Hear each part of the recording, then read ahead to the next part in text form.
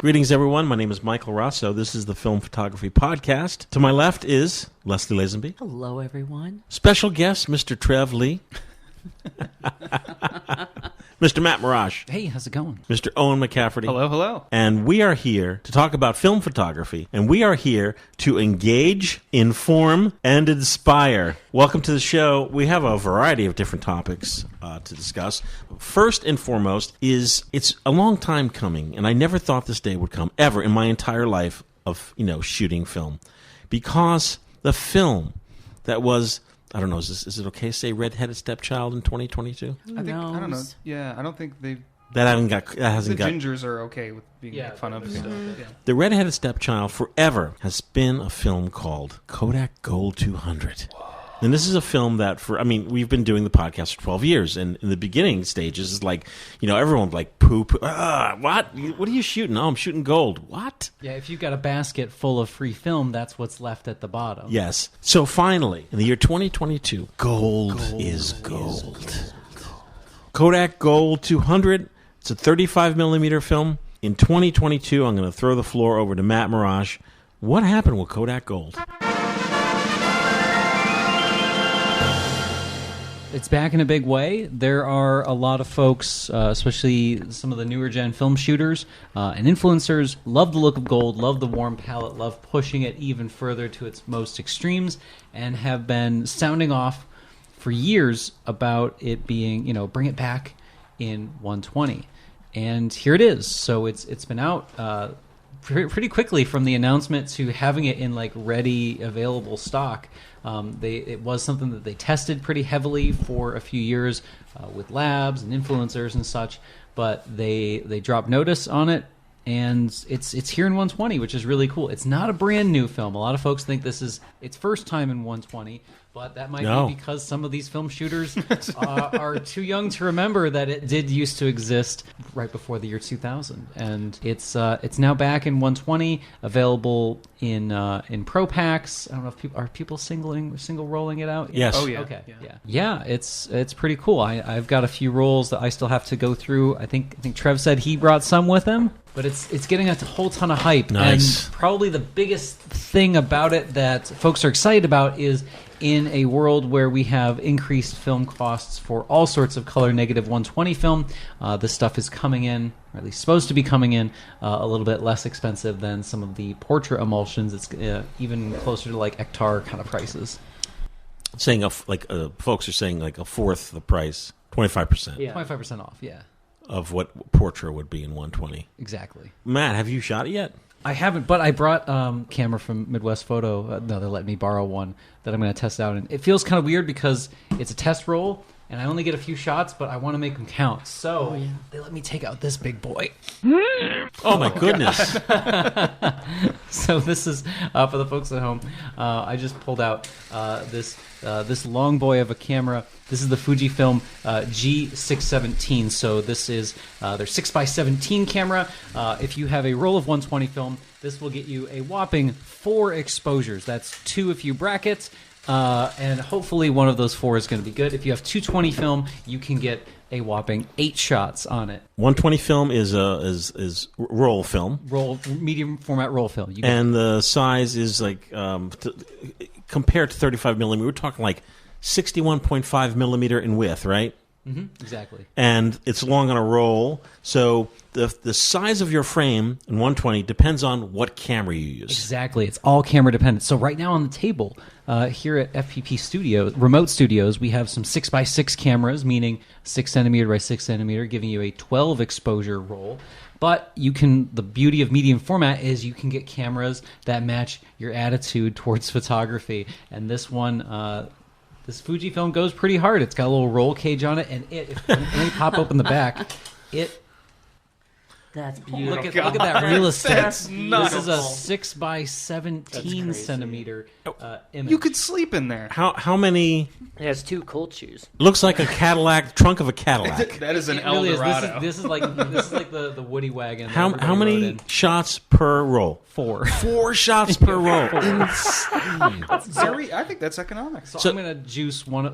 For a large format, this is like, oh man, what am I going to shoot? Made for us. We love 12 exposures. That's right. Do shops like Midwest, do they rent these out? Funny you should ask, Mike. This is from the used department. It still has the Midwest Photo sticker on there. So this is from the used department at Midwest Photo.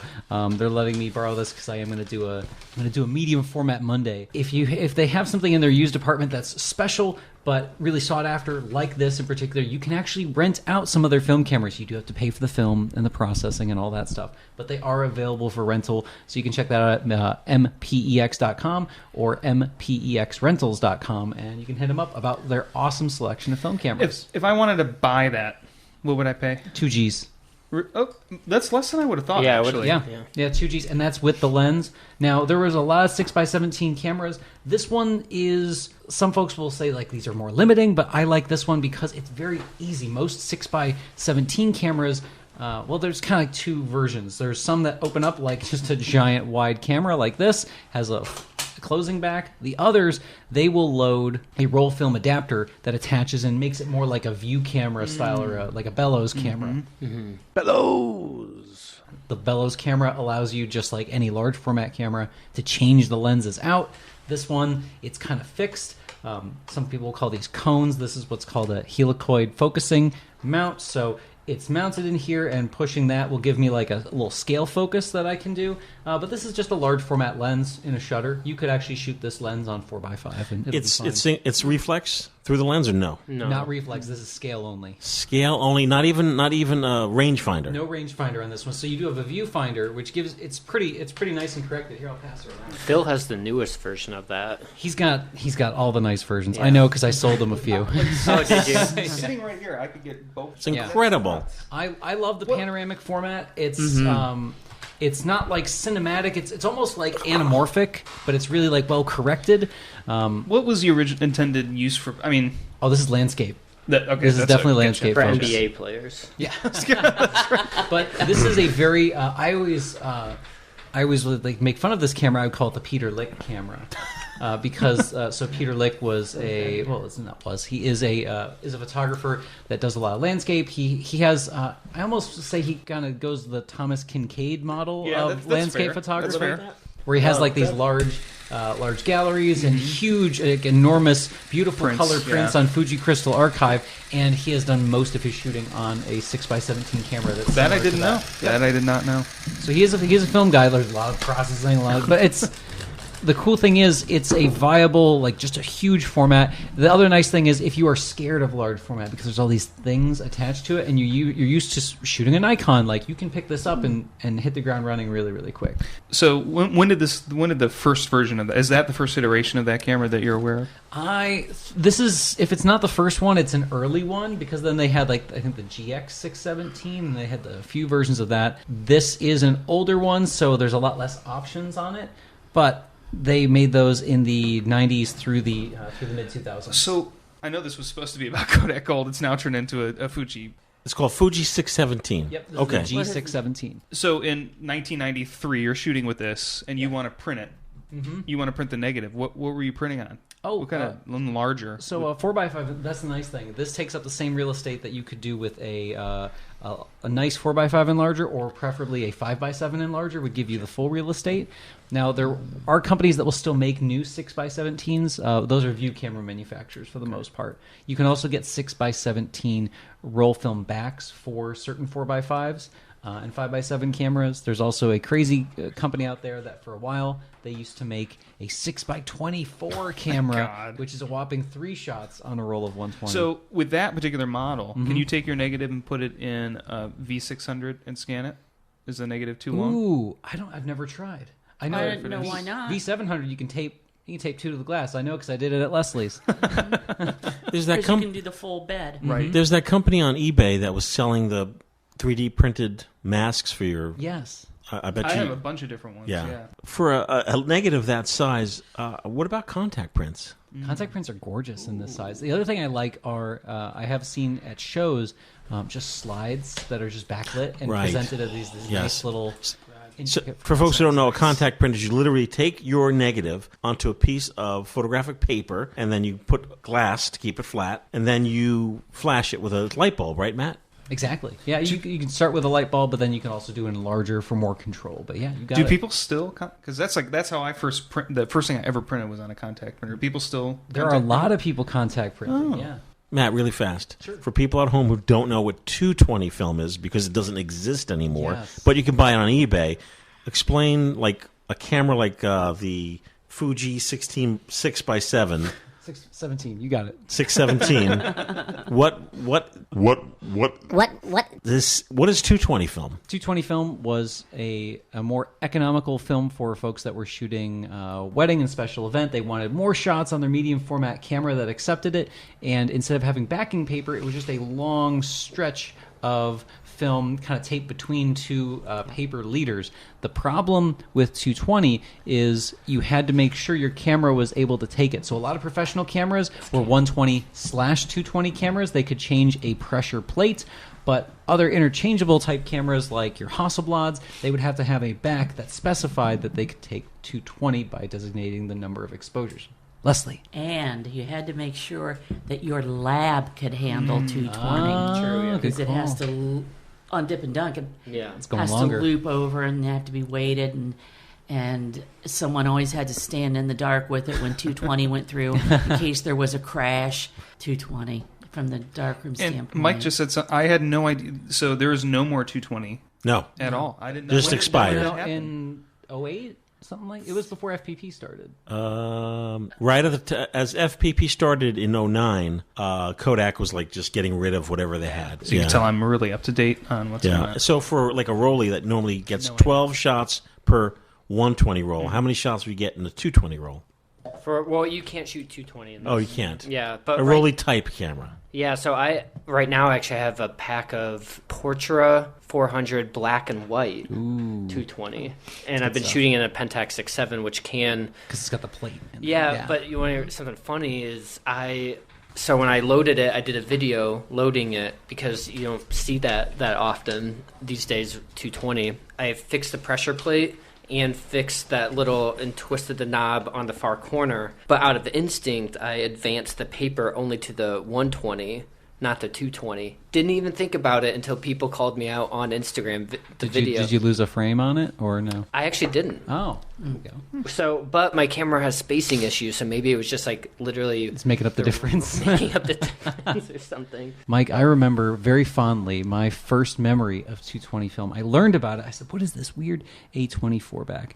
And I walked into this funny shop that had a whole bunch of cameras in the window. And I asked this really nice lady at the front counter. I think her name was Leslie, and she just forked over a roll. I think it was Plus X 220. Where it just Maybe, just but gave I me know one. I know I stocked Tri-X 220. It was either Tri-X or Yep. Plus X at the time. Oh, it might have been Plus X. It Yeah, was because Jane. you were just you were stocked just it for yep. a person. Rest in peace. And it was all downhill from there. I shot that and started developing out. It was What camera were you shooting it in that back then? since that was 220. I think I was borrowing one of Jeff's RBs because he Okay. had some 220 backs for that. So I guess eBay is the place right now for it. Yeah, I'll have to eBay. check my fridge. I know you had a lot toward the end there. Yeah. So getting back to Kodak Gold 200. More options are great. Yeah. I love it. Absolutely. What I've seen from other folks so far. So I'm like, I'm mostly black and white because of just like affordability and stuff. Having color options is really, really cool. Having something that isn't quite Ektar but isn't quite Portra. The results I'm seeing from it are kind of like if you take the warmer side of Ektar's punch and you add it to Portra 160, that's definitely kind of a starting point for what gold can look like. But it is on like their new base as well, so it actually handles like grain and such really well. It's really optimized for scanning. It looks really, really good. So I'm excited. I want to do some punchy kind of non-standard panoramic color stuff with the 617. I just gotta wait for Ohio to, catch up weather-wise. Yes. But why does Kodak insist on calling this a professional film? Oh, there are reasons. Yes, Leslie? Und? There are Speak up. We talked about some time, but Give us there the are hot goss. What is it? Professional film usually has a tighter tolerance to hold image quality, grain, that kind of thing. They recommend you keep it cooler, keep the humidity under control, whereas the consumer films you can beat up. But isn't this a consumer film? Right. Matt just said that it's the same exact emulsion. But are they calling it professional? They are. It says it on the They box. are calling the 200 gold professional. The new I- 120 gold. It's Yeah. look, it's 2022. I think it's all out the window. Like it's just like, don't you think when they put the box together, like they just You know what? They there's no- forgot to take it off its Yes. computer when they designed the graphics, and No, I think. Well, But- I have but- my theory. It's just a way to charge more for that film. It was That's not. my- It's a cheaper film. It's the cheaper 120 now. Yeah. But could it have been cheaper if they hadn't have marketed it as a professional film? Folks, I just want everyone to know that if we had Kodak in the room, they wouldn't know either. So this is not a question that has an answer. We're just thinking, well, why? I don't know if there is a why. I think someone just didn't think about it. And oops, and then no one noticed except for us. Oh no, people are noticing. Really? Yeah, they're asking, but it's Maybe because it's in a 5-pack. It's a pro pack. It's a professional film. That's another thing I want to know. Why can't Kodak make a small box? What's up with that? Why does it have to be in a? Why? Everything has Why? to be. There are. Let's be realistic about things in 2022. There are just not as many SKUs. A SKU is a part number. Yep. A part number is associated with the product. So Kodak is not going to make an individual box and a Pro Pack. I want folks at home to know that the Fuji 617 has a little slot on the back. so you remember. So In case you forget those So four you, shots. so you could put your Ilford film in, since you can't put any Kodak. correct. There's no Kodak professional film that is in 120 that is made in an individual box anymore. Oh Not yeah, anymore. that's right. Yeah, so that's Ilford City. Definitely a '90s throwback right there. Yeah. on that. So you know what I miss? This is the opposite side of the single box. Around the same time that 220 went out was when you stopped being able to get the brick Oh yeah. of film. Was that 20 rolls? yeah, It was like the large, like the fatter box. Was that 20 rolls? 20. Yeah. It was an At the actual end of box. Yeah. Case that Jeff always carried. Yeah, Those were so nice to be able to just. You like something? Great. that's I'll right. take 20. Cube of them. Yep. The glory days of the early 1990s was so many configurations, so many ways to buy film, so many emulsions. I mean, think of all the... I mean, wasn't there even Portra UT, Portra VC, Portra NC, Portra That came NC, after- Portra that came NC. after- Okay, okay. Yeah, I remember And going it was into. like ultra color, natural color.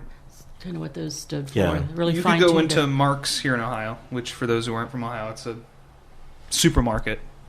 And I remember as a kid, there was a wall that you could get 110, you could get 126, you could get 60 film, you could get 35 millimeters. Like Mark's had his own brand of film. Then there was Konica. I mean, there was this huge variety of film. And now you go to the store and it's like Fujifilm. And those really were the things. They were. But we have to live in the present. Time is a tool you can put on the wall or wear it on your wrist. The past is far behind us. The future doesn't exist. To Yes. medium format. So many. Having a fresh option is really great. The one thing I think this is designed to quell is folks paying darn near, sometimes more than retail price of fresh film for expired films. So particularly this gold emulsion. I did a Secret Santa with one of the Discord chat groups. It's all about film photography. And I found an old roll from, I think it was 1999, of individually wrapped gold 200. Yes. And I gave that away to my Secret Santa for that. When he got it, he flipped. He was like, "Do you know how much these rolls of film go for?" And he sent me an eBay link. Those people were buying 20+ year expired gold for like $30 to $40 a roll. God, that's disgusting. So that's where we're I at. wonder what they'll pay for my 127 gold. And to your point, 200 is also, I think, is a great speed. I don't know. For film just in general, especially if you're starting out new, because it's not, it's like right in the middle. It's a good in between for sure, and I think it will kind of stop some of that shooting Portrait 800 just a few stops over, 200, just throw 200 gold in there, and it's a good look. Absolutely ideal for a box camera. Mm-hmm. Absolutely ideal. Also, you're talking about prices. I mean, at the FPP online store, best prices were concerned about the shooter, but there is a situation going on that is hard to clamp down, and that is people buying film at the cheapest price and then reselling it on Amazon for ridiculous prices. It's not fair. It's a free market. There's nothing we can do about it. If you go on Amazon right now and you look up any Portra or Gold or anything, the amount that people are charging, I guess that people are buying for convenience, it's not right. So I should Especially stop on the- doing that. I should buy it from you guys. Oh, thank you for your order last week. Film I know, photography store. Oh, okay. The Kodak Gold, everybody couldn't find anywhere, but I was able to find a store online Tuesday. I found a store online on the West Coast and bought a Pro Pack. Yep. Unfortunately, FPP was out of stock. What do you think will happen to, like, say, Portra sale, like Portra 400? Do you think you'll see that start leveling out in 120 now that this is out, or do you think that'll affect Based on it? the YouTube videos, everybody that I've been watching feels like it's a brand new film and it's going to replace Portra. I can only talk about my little corner of the world, and I can tell you that we've never run out of 120 film. 35 is king, and we can't keep enough of it in. 120, I don't think a lot of the cool kids have moved over to 120 yet, or maybe they're just discovering it. They're just getting it. Matt, what's your go-to 4x5 or larger film for if you're going out to shoot color? Color. So I'm right there with Trev. When I was at last month when I was doing the Joshua Tree meetup, I made it a point to shoot my favorite travel color film, which is Portra 160. I love traveling with that stuff. Really, your options are 160, 400, or expired. Like they're fresh. You can get sheets. We're down. So I'm not going to make anybody here watch it, but I did a rant video about instant film options. But in there, I do another larger side rant to Fujifilm directly about why they keep discontinuing all their stuff. All that's left is Provia in sheet film. That's it. Oh. So in Fuji we only have Provia, so you have to be like full Kodak all the time. And who is Fujifilm? What do they do? Exactly. Don't you think it's going away? The Provia 4x5. I think it's going to be when the emulsion runs out. So like the whole like Velvia 100 stuff where it was discontinued, labs won't take it. That was literally them just getting rid of like 2016 stock. So like I think the last Fuji sheet film has already been printed. We just don't know it yet. Yeah. It's sad. Do we do the last word on Gold 200? Thumbs up, right? Thumbs up. Can't wait to see my results. Okay. When we come back, we're going to be talking about a big old topic. And that topic is, where the heck are my pictures? Now you can discover the colors of Kodak Gold, a new film that captures natural color with new generation technology, giving more accurate, more realistic colors than you've ever seen before. A film that brings color to life and life to color. So when you've a moment to remember, take it easy and discover the colors of Kodak Gold. Hey, we're back. Turning the microphone over to Leslie Lazenby for the topic, where the heck are my pictures? Blank rolls of developed film. Every once in a while, you process a roll of film or you get it back from the lab and there's nothing on it. And this can happen to a seasoned shooter or those new to photography. And occasionally, we get letters about it. Some of the very common errors that can occur when processing black and white or color films will be covered here today. And one of the first things that we hear is, Excuse me, my film is entirely blank. Did you sell me bad film? and I said, no. I always ask, is it clear or is it black? Example, are there no images or no text in the rebate area? And if you remember, the rebate area of the film is above the sprocket holes, has your negative numbers, your film types, sometimes some barcodes. Totally clear? Totally clear? Nothing there. Can't read a thing. Clear. Okay. So we're going to look at black and white negatives that are completely clear, not black, very specific. Color can also be transparent. It can be transparent orange or totally clear, even a little scarier. But if you have a roll of slide film, you have to think everything is in reverse. What would be totally clear on a negative would be totally black on a roll of E6 slide type film. So we're going to talk primarily about negatives, color, black and white. And completely blank indicates the film has not received development at all. I developed the film myself. I can't help that. This is caused by a chemical or processing issue. Either exhausted from use, meaning your chemistry. It could be exhausted from age. It could be contaminated. It could be way too cold. Or it's happened. You may have mixed the steps up. And you may have fixed it first and then processed it. Or blitzed them first. It happens. This is almost a consumer problem. This is not a lab problem.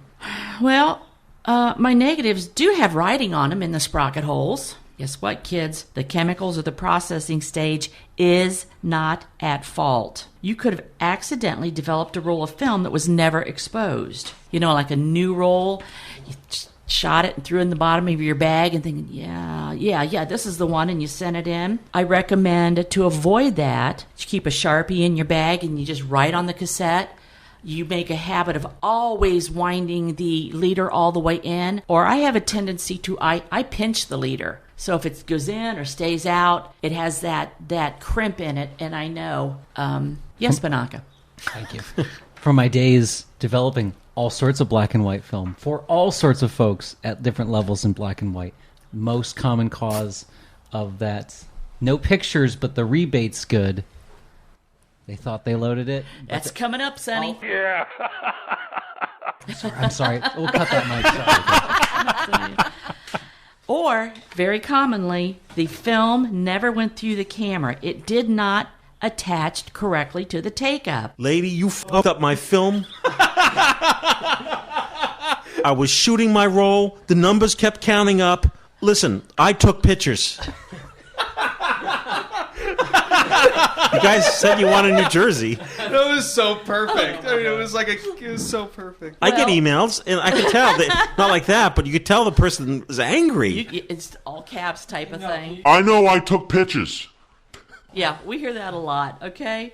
There are loading procedures for your camera that will eliminate this error, or you can check the manual, or you can go on YouTube, because we know try it out yourself. Later on, I'm going to be demonstrating a Pentax KX, or even a K1000. It doesn't matter. You can fire that shutter and advance the film advance without any film in it, and the numbers still count. Yep. They still count. So that is not an accurate measure to determine if your film was pulled out of the cassette and put onto the take-up. Well, it's not clear necessarily, but my film's black. Totally black. Can't see through it black. Or some of it's like black or fogged partially, in which we do call that whole situation, your film is fogged. And film that has been exposed to light before developing, not through the lens from another source, is fogging. Fogging can happen on a full roll or only parts. And that helps you determine where the problem came from. You or your lab? Probably you. Might need new light seals in your camera. So that'd be a case of partially fogged. You may have had trouble loading that camera. You're trying to stuff it in there, and I know it'll count up, so I want to make sure it goes in there, type of thing. So it could be a loading problem. It could be trouble in the darkroom. Was the lid on your tank fully seated? I even have a tank that I dropped and thought was fine, had a crack down the side. Did that? I just put duct tape over it, still use it. Or, even more common today, a leaky bulk loader. Oh. And there's also a few of these bulk loaders that even though they have a trap system, open and close, you can load it whether it's open or closed. Yeah. Doesn't matter. You go in there and The people who are loading their own film. Loading their own film. Their own cartridges. Is when their bulk loader scratches their entire roll of film. And too. sometimes that happens because you didn't open the trap up and you're just pulling it against those plastic pieces. So there's things to check. And one that's also possible, did you or maybe someone else opened the back of the camera before it was rewound. For shame. You know, especially younger kids, they're so used to looking on the back of a camera or their phone and getting a playback of the image, and you say, oh, the images are inside. Ting! You know, you're not looking and they open it up. I think some people just get paranoid. They're just not sure that the film is there. I know, and we've all done it here. You cannot close that back quick enough. It's just, Somehow still not fast enough. it's still not fast enough. And another situation is maybe you didn't load your super fast film in shade.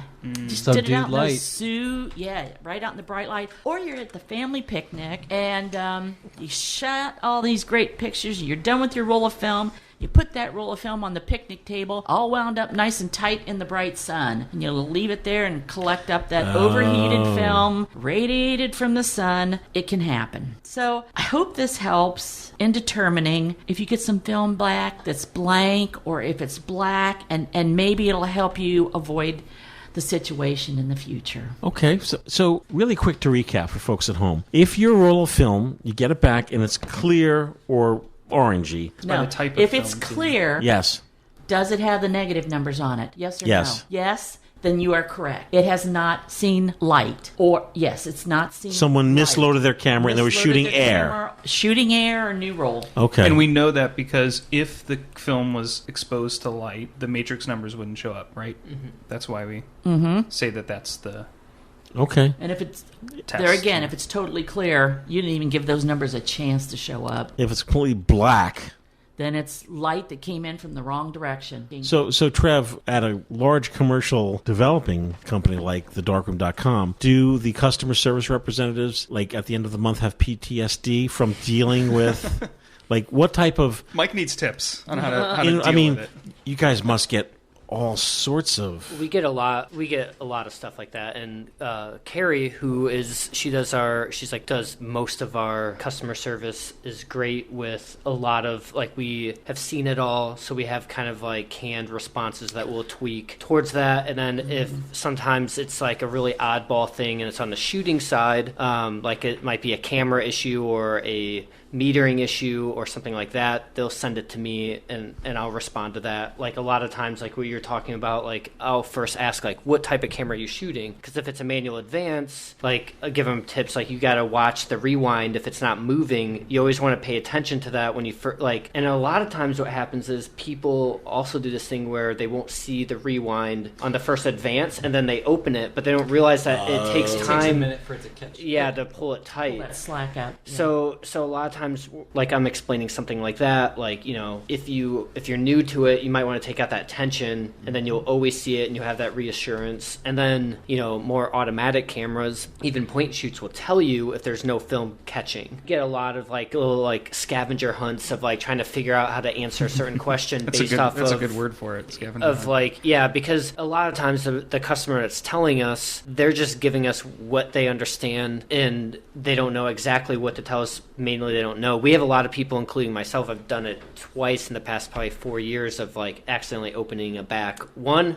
I legitimately did it on purpose, and one was an accident. But you usually don't lose everything. No, Yeah, no, not just in that this, case. yeah. It depends. So, you know, a lot of times, it just depends on the type. You know, like, for instance, the Canon Rebel advances the film To the into the end. cartridge so you won't ruin a photo, where some do it most do it the other way, so you could fog it. But yeah, we get a lot of stuff like that, especially with, like, development. The biggest thing we get is with disposable cameras. Because honestly, people just being like, all my photos are dark. And we're like, well, you're shooting with basically a Sunny 16 machine. And if you don't have the flash on, if you don't have enough light, like, they're going to be dark. Shooting inside without the flash on. Or, yeah, like in this setting, you're just going to see a few lights. Yes, sticking I've out. seen that. And then that's also a lot of people are shooting disposable cameras. If they're going between different cameras, they vary. For instance, like a Kodak, you have to keep, some of them, like the fun savers, you have to keep it on. They keep hitting it. Compared to a Fuji, you switch it on. Compared to the new Tri-X one, it stays on even if you don't want it on. on. So like there's all those different things where people, that's why a lot of times they're just like get a cheap point and shoot. What is the craziest customer, like, what the hell was this customer thinking? Like, well, we won't do dip or like souped film soup, if we yeah. know. We obviously can't know sometimes. It can ruin the whole batch. Yeah, it can ruin the whole batch of chemicals and stuff like that. I mean, the funniest emails, I've gotten this twice, where someone just sends an email, doesn't even say hi, buy anything, just says film ? And I'm like, Owen's looking at me. Why are you looking at me? Because you get emails like this all the time, and you always call me. Michael call me and be like, Owen, what do I tell this guy?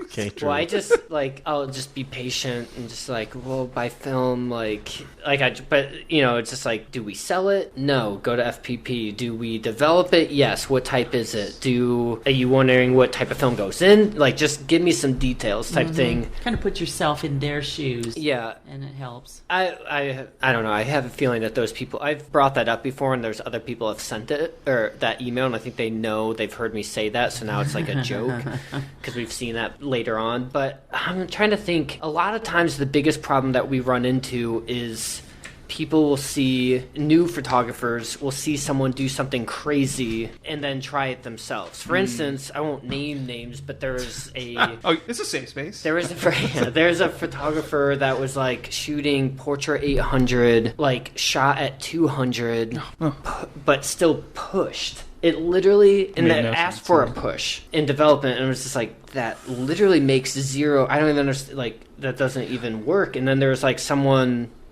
that wanted to do that. That's like the most extreme example, where they're like, how do I push this? I shot it, and I'm like, well, if anything, you'd want to underdevelop, like, because you've overexposed it so much, depending on what you're shooting it and stuff like that. Oh, so a lot they'll of times, be pulling. Yeah, they probably would have wanted to pull it a stop and then just rely on, you know, it's a great latitude because it's negative film. And the other thing that we run into that's really hard is labs and different people talking about, like, understanding the difference between a push and a pull, because a lot of times people, if they shoot film, like, say 400 ISO at 200, and they're just overexposing it by a stop and get it developed normally because they can handle that, like a lot of people are saying that, they'll be like, I pushed it, and like, well, no, actually it's different in the lab, because then it's confused. We have to explain to people, like, no, that's if you actually underexposed your film, shot at a higher ISO, and you need to compensate for that underexposure. So a lot of times it's kind of deciphering through those. And then we have a great blog that explains all of that, and shoot box speed at all times unless you have to. One, because a lot of times people want to do a bunch of crazy stuff, or we'll hear people, I could go into that, because where people will be like, is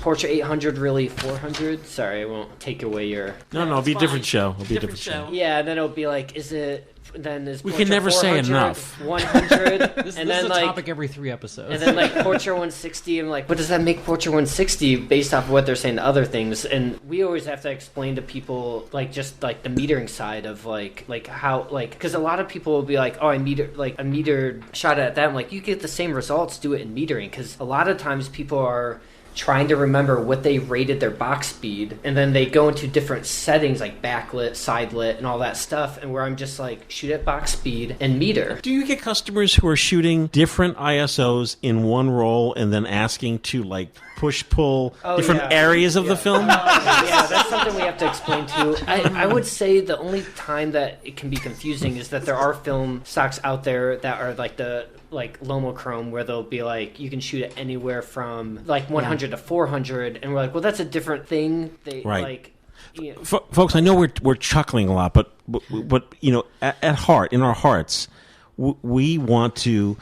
What it is new folks new to film or ill-informed, don't have the basic foundations of film, how ISO works, how the fact that, you know, film is needs photochemistry to be developed, and it's working on all buzzwords, keywords, watching YouTube videos, but you yourself not having the proper understanding. So we're not making fun of you by laughing, but we're chuckling because we've taken the time to understand what film is, and so should you. Yeah, and make sure, understand the source you're going to. You know, Matt's a great example of a channel that's going to give you a lot of good information. There's a lot of great channels out there that give good information. There's places like the Darkroom and the FPP. You know, be critical of where you're reading the information. Make sure that the person giving you the advice is qualified. You know, anybody can go on YouTube and make it look like they've been shooting film for 50 years. But, you know, like, do some digging and see if this person is actually qualified to give you the advice. What's the percentage? I mean, you may not know percentage, but are a lot of customers still sending their film in saying, push this? No. No? I think it's just that on social media it's overemphasized. You'll see like people talking about it, and then if you're someone who's shot film a long time and you see color negative film pushed, which is not common, then it really sticks out, and you're like, this is happening a lot more. But we don't see it nearly as much as you'd think. We see it often, and I mean, in media, like sometimes it does just fine because it has great latitude, but it's gonna, like, we have to explain to people, like, it'll change the tonality of the film. Yeah, your range, like your exposure latitude goes out. But yeah, stay tuned for more on that. Okay, when we come back, a different channel. Oh, thank you, Leslie, for You're welcome. thank you for your segment, and you folks, thank you for your input into that segment. And my audience participation, thank you. You're welcome. When we come back, we're going to do a review of the Lomo Instant Wide back. That's very nice, thank you. I got a smile, everybody, please, smile. Waste of time if you haven't taken a light, really. That's all right. This Olympus is completely automatic.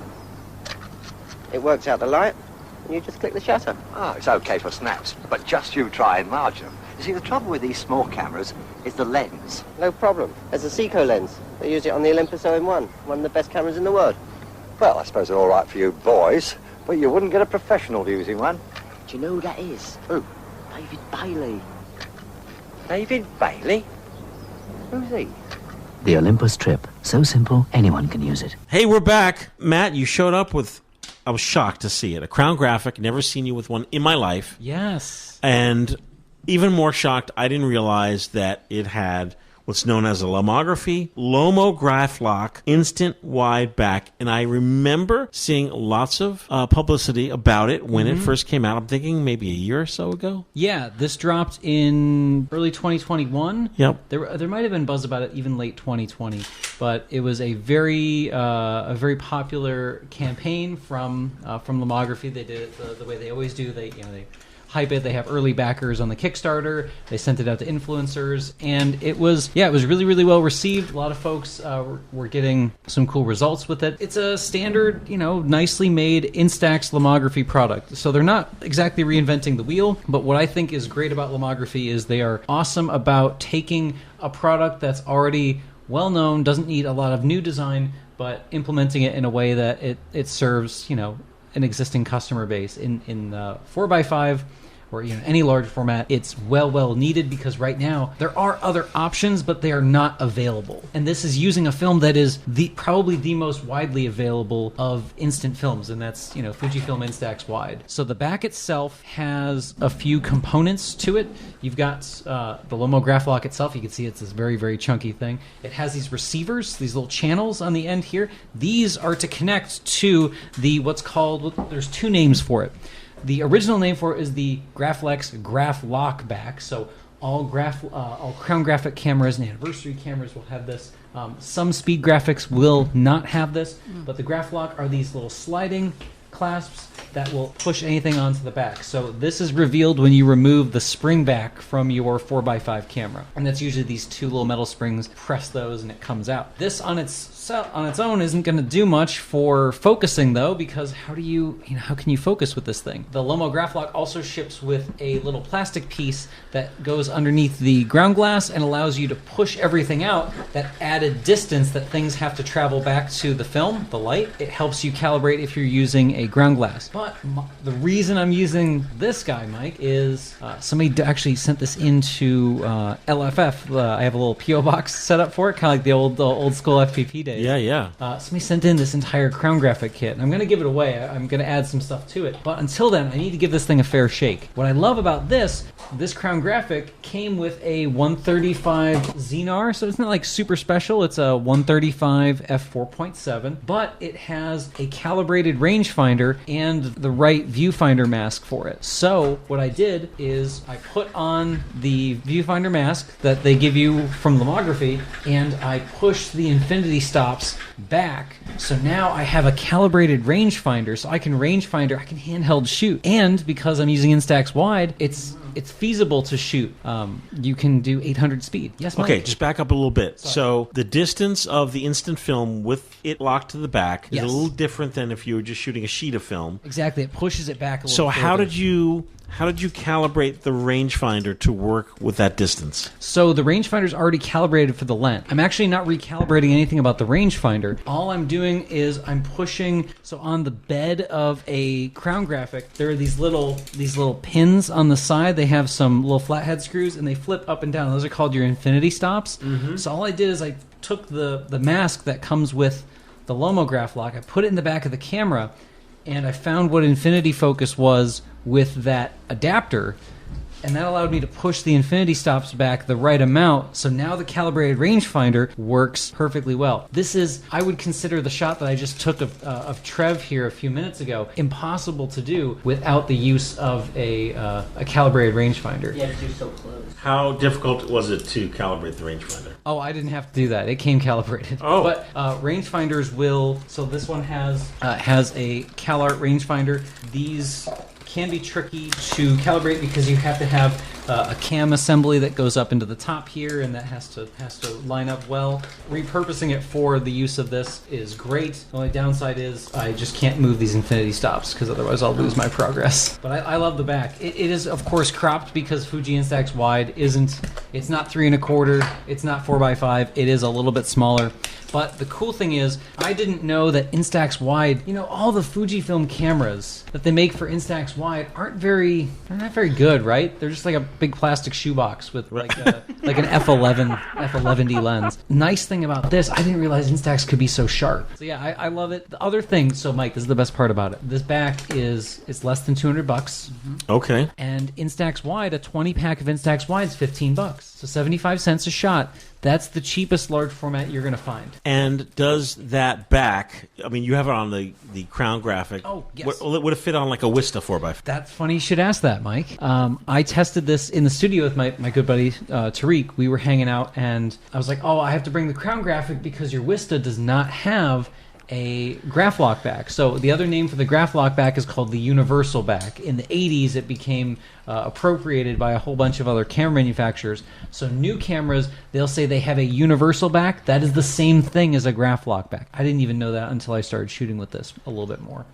But the Wista, because they were such well-made Japanese cameras, before I even told Tariq to stop, he just went ahead and slammed this thing in the back, and that spring back, it was 9 months pregnant, right? When he pushed that thing in. But it was fine. So he was actually able to jam this in the back of a Wista. No so kidding. If you have a Wista or Tachihara, I don't recommend it, but you can just pop this bad boy right into the back. Okay. Most 4x5s, you will break something if you do that. So we recommend using the Graflok or Universal back, but it's such a cool thing. I think anybody that has large format should have one of these. No, I definitely want to get one because I have the Speed Graphic. Oh, it's perfect. Same, yeah. Same lens too. It's a really cool look, and yeah, it makes this part of it fun. And if I'm out shooting, I just think this is a great way to connect, especially if you're doing like portrait stuff for folks. The classic Instax, right? You take a Instax them, give it to them, and you can do whatever you want. I think if I was starting to do more portrait stuff again, like I did with my barbershops, this is a great way to break the ice. You send out an instant print, and I love it. You just press the button to force it. The other cool thing about this, though, because it has a little dark slide mechanism, you turn it on, it unlocks the dark slide. That also means you can do really creative double exposures or like super long exposures. You're not really limited. So the normal limitations of Instax are totally gone once you have it in the back of this.